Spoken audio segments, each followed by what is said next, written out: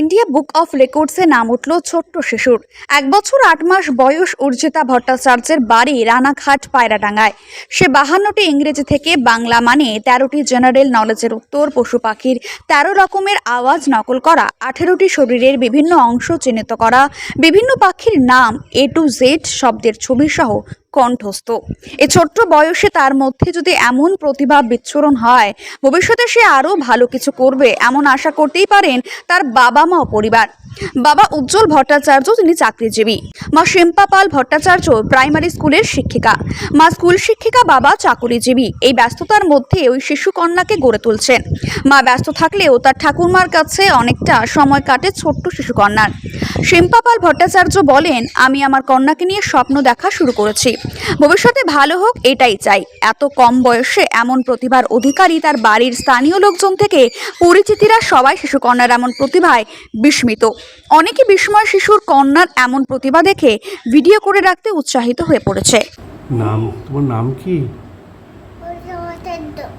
আচ্ছা, কোথায় থাকো? তাই? আচ্ছা, মার নাম কি? বাবার নাম?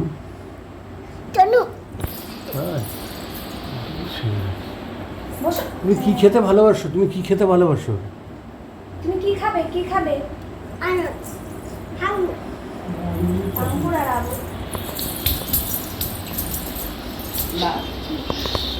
হ্যাঁ, নাচো নাচো নাচো।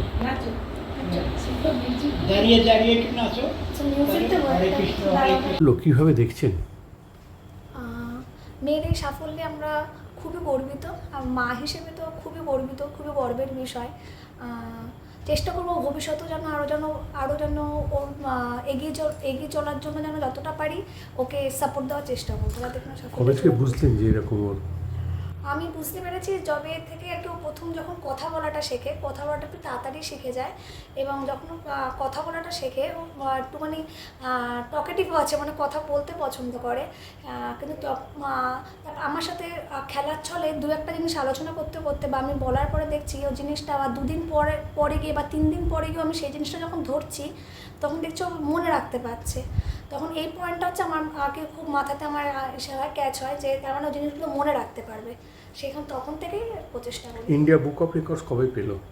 ইন্ডিয়া বুক অফ রেকর্ডস ও এই 1 বছর 8 মাসে পেয়েছে 16 তারিখে।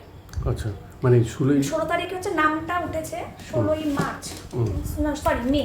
আচ্ছা, 16ই মেতে এসেছে, আমরা হাতে পেয়েছি তারও 20 দিনের মধ্যে। আচ্ছা, তো ওদের বইতে তো ওর নাম উঠবে, কতক্ষণ আনন্দিত পাচ্ছে? অবশ্যই, মানে এইটুকু ছোট বয়সে যে মেয়ে একটা মানে এরকম কিছু একটা অ্যাচিভ করতে পেরেছে, এর জন্য সত্যি খুবই গর্বিত এবং খুবই আনন্দিত। ভবিষ্যতে কি করতে চান মেয়েকে নিয়ে? ভবিষ্যতে কি হবে সেটা সম্পূর্ণ নির্ভর করবে আমার মেয়ের ওপরই। ও কি হতে চায়, ওর ইচ্ছাটাকে অবশ্যই প্রাধান্য দেবো মা বা বাবা হিসেবে।